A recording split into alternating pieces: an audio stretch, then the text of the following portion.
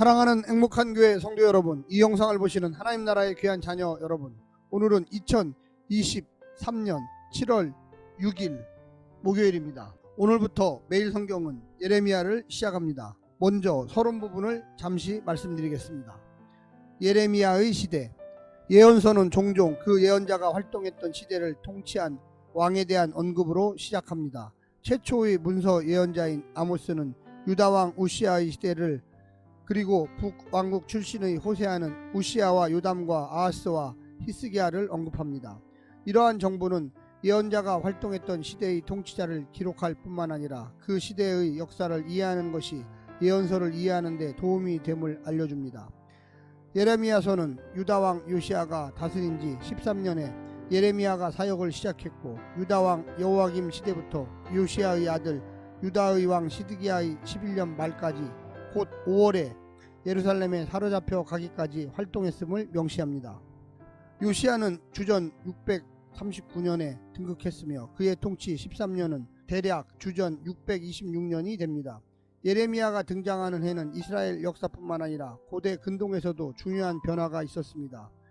티그랄 빌레셋이 아수르의 왕으로 등극한 주전 8세기 중반부터 요시아가 등극할 때까지 100년 넘게 아수르는 고대 근동의 지역의 패권을 장악했습니다. 하지만 아수르의 패권은 주전 626년부터 급격하게 기울어 갔는데, 주전 626년은 나보폴라살이 바벨론을 건설한 해이기 때문입니다. 나보폴라살은 바벨론을 통일하고 연합군을 형성하여 주전 612년에 니느웨를 정복했습니다. 고대 근동 지역의 권력이 재편되는 신호탄이었습니다. 주전 605년에 바벨론은 갈그미스로 진격하여 아수르의 재건을 돕던 애굽 군대를 격파하고 아수르를 역사에서 완전히 사라지게 만들었습니다. 이때 바벨론 군대의 지휘관이 느부갓네살이었습니다. 예레미야가 활동하던 시기에 유다의 역사는 격변했습니다. 예레미야가 활동하고 대략 4년째 되던 주전 622년에는 요시아는 성전을 수리하다가 율법책을 발견했고, 이를 토대로 종교개혁을 단행했습니다. 요시아는 신당과 우상을 제거하고 제1을 예루살렘으로 중앙화했으며, 이것은 권력과 경제적 상황에서 왕권을 강화하는 결과를 가져왔습니다. 동시에 예루살렘 제2중앙화 조치는 아수르의 지배로부터 결별을 의미하기도 했습니다. 신흥 세력인 바벨론의 등장으로 아수르는 자신의 세력에서 벗어나려는 남유다의 움직임에 신경 쓸 겨를이 없었습니다. 요시아는 그러한 기회를 틈타 종교 개혁을 단행할 수 있었고, 야훼 종교를 바로 세울 수 있었습니다. 종교 개혁 이후에 요시아는 주전 609년에 아수르를 돕기 위해 진격하던 바로 느고를 막아섰고, 결국 무기도에서 전사했습니다. 이후에 여호아하스가 왕이 되었지만 3개월 통치 이후에 애굽으로 끌려갔으며, 그를 대신하여 여호와김이 왕이 되어 11년을 통치했습니다. 여호와김은 애굽에 의해 왕위에 등극했기 때문에 통치 초기에는 친애굽 정책을 펼쳤습니다. 하지만 그는 주전 605년에 바벨론이 갈그미스 전투에서 애굽과 아수르를 무찌른 이후에 친바벨론으로 돌아섰으며, 바벨론이 애굽 정복에 실패하자 다시 친애굽으로 태도를 바꾸었습니다. 이러한 태도 전환은 남유다에게 큰 재앙을 불러왔습니다. 이로 인해 느부갓네살은 남유다를 향해 진격했고, 예루살렘 함락 직전에 여호와김은 사망했습니다. 주전 597년에 유다왕 여호와김은 제3개월 만에 바벨론 군대 앞에 무릎을 꿇었고, 그와 신하들은 바벨론 포로로 끌려갔습니다. 바벨론은 여호와김의 뒤를 이어 시드기야를 왕으로 삼고, 시드기야는 통치 초기에 친바벨론 성향을 보였습니다. 그러나 이후에 친애굽으로 돌아섰고, 이것은 주전 586년 남유다의 멸망으로 이어졌습니다. 예레미야 1장 3절은 예언자가 시드기야 통치 시기까지 활동했다고 기록하지만, 예레미야서는 이후의 사건들을 보도합니다.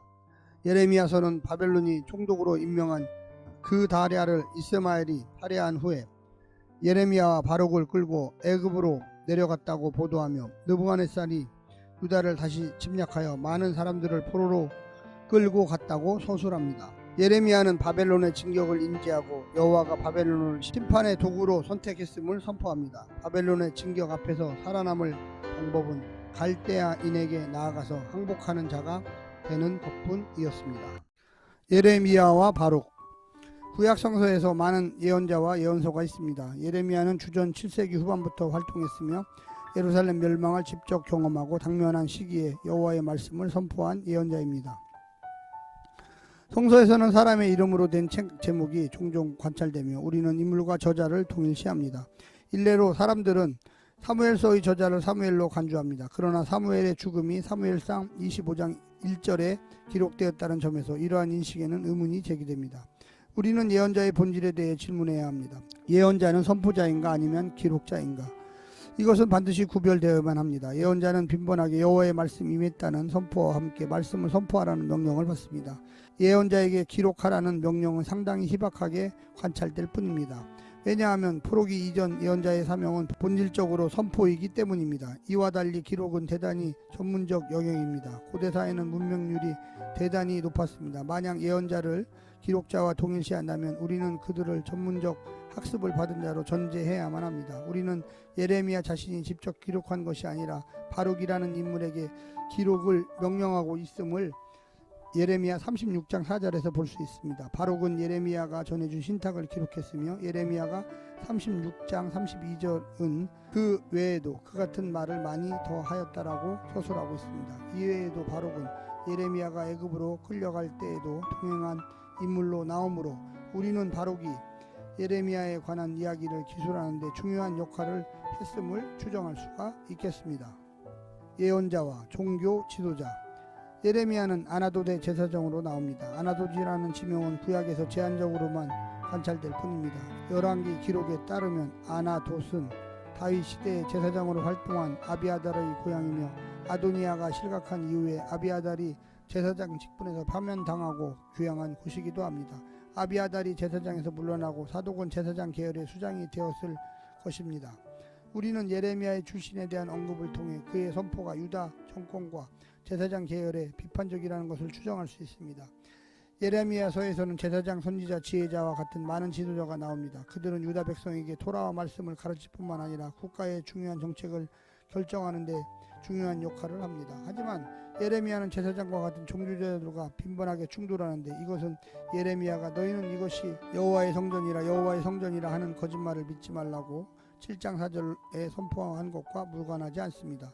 예레미야의 선포를 듣고 제사장, 선지자 그리고 백성들은 예레미야를 잡아 죽이려 했습니다. 많은 사람들이 예레미야를 죽이려 했던 이유는 무엇일까요? 제사장과 선지자가 예레미야와 종교적 갈등을 빚고 있음은 명확합니다. 그러나 백성이 예레미야를 잡으려는 모습은 종교 지도자들의 잘못된 가르침의 결과로 보입니다. 유다 백성들에게는 예레미야가 아니어도 토라를 가르치는 종교자들이 있었으므로 예레미야의 선포를 거부했던 것입니다. 눈물의 예언자 예레미야. 예언자를 수식하는 용어는 다양합니다. 아모스는 많은 경우에 정의의 예언자로 불리며 예레미야는 눈물의 예언자로 불립니다. 예레미야가 이처럼 불리는 것에는 여러 가지 이유가 있지만 예레미야에서는 유독 많은 예레미야 고백록이 관찰되기 때문입니다. 예레미야 고백록에는 예언자의 다양한 감정이 녹아 있습니다. 예언자는 자신의 마지막 고백을 통해 여호와가 예언자로 부른 사건에 대해 유혹이라고 표현했습니다. 예레미야는 자신이 사람들에게 조롱을 당하고 있음을 토로할 뿐만 아니라 치욕과 모욕거리가 되었음을 탄식합니다. 예레미야가 이처럼 조롱을 당하는 이유는 여호와의 말씀을 선포하는 것과 무관하지 않습니다. 예레미야는 여호와의 말씀을 선포할수록 유다 백성에게 위협을 받습니다. 이에 예레미야는 여호와의 말씀을 선포하지 않겠다고 마음먹지만 마음이 불붙는 것 같아서 견딜 수 없는 상태였습니다. 다시 말해 여호와는 예레미야의 말씀을 선포하면 외적인 고통으로, 선포하지 않으면 내적인 고통으로 몸부림치게 하였습니다. 저자가 보여주는 예레미야의 모습은 대단히 눈에 띕니다. 예레미야는 고통받는 한 개인이기도 하지만 더 나아가 우리는 예레미야가 여호와와 백성 사이에서 중간 자리라는 점을 고려해야만 합니다. 예레미야가 백성에게 당하는 고통은 한편으로 여호와의 말씀이 백성에게 거부당하는 모습과 연결되어 있을 수 있습니다. 동시에 예언자가 당하는 고통은 유다가 바벨론 포로로 끌려갈 고통에 상응합니다. 무엇보다 예언자가 당하는 고통은 예루살렘 멸망으로 고통당할 백성들의 모습과 연결됩니다. 여호와의 심판으로서 남유다의 멸망은 의인과 악인 모두에게 고통을 가져올 것입니다. 국가의 멸망 시에 포로로 끌려가고 바벨론의 칼에 죽임을 당하는 불호는 악인에게만 미치지 않습니다. 따라서 눈물의 예언자로서 예레미야의 상은 외면당하는 여호와의 말씀과 여호와의 심판으로 고통당할 유다를 보여줍니다. 예레미야서 1장부터 25장까지의 중심 내용들을 살펴보겠습니다. 먼저 1장부터 6장까지입니다. 우상 숭배, 배교의 역사. 본문은 예레미야의 초기 선포로 간주되며 주전 626년부터 622년까지 활동 시기에 관한 것으로 보입니다. 예레미야의 선포는 주로 이방 제의에 대한 고발로 가득하며 이스라엘은 이방 신을 따라가며 악을 행하기를 멈추지 않았습니다.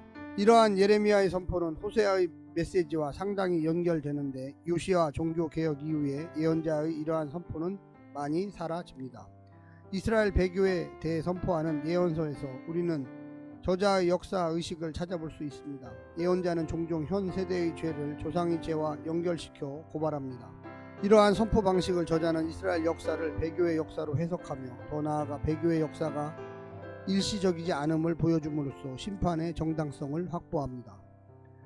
예레미야가 보여주는 죄의식은 명확합니다. 예레미야는 이방신을 따라가는 이스라엘을 보여줄 뿐만 아니라 회개의 가능성을 거부합니다. 이스라엘은 재물과 많은 비누를 사용하여 자신의 더러움을 씻기 위해 노력하지만 아무리 많은 것을 사용하더라도 그들의 죄악은 사라지지가 않습니다.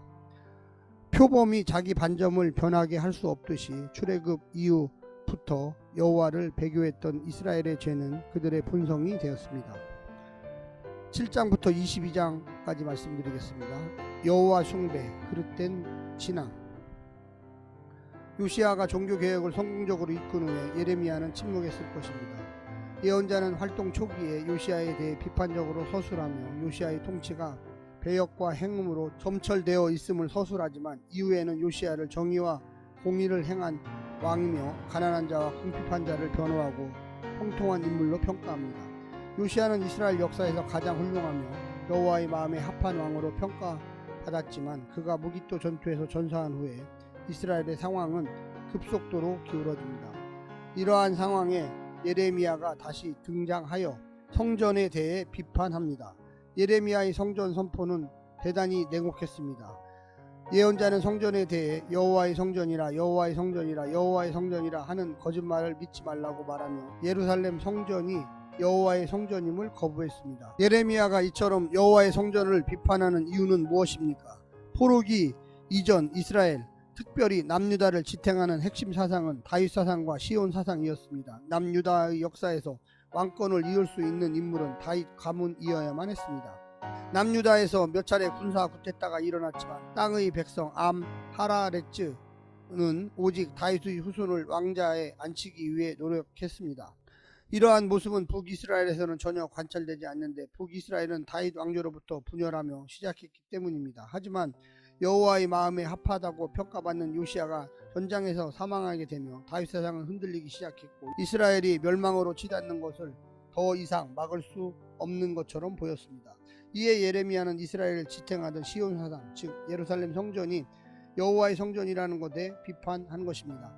하나님이 그 성중에 계심에 성이 흔들리지 아니할 것이라고 이야기했던 시편 46편 5절 말씀에 이스라엘의 삶 속에 뿌리 있게 있었습니다. 이스라엘 백성은 이방인의 침입에도 예루살렘이 정복되지 않았던 역사적 사건을 통해 더욱 확신을 얻었습니다. 하지만 예언자는 시온 사상을 자신의 목적에 이용하는 종교적 형태를 비판하며 여호와께서 자기가 성전으로 삼았던 곳까지 심판하실 것임을 선포합니다.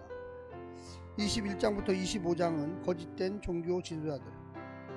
구약 성서는 거짓 예언자에 대한 언급이 적지 않게 나옵니다. 거짓 예언자에 대한 경고는 율법서에서 관찰되기도 하며 특히 예언서에서는 참 예언자와 거짓 예언자 논쟁이 직접 기록되어 있습니다.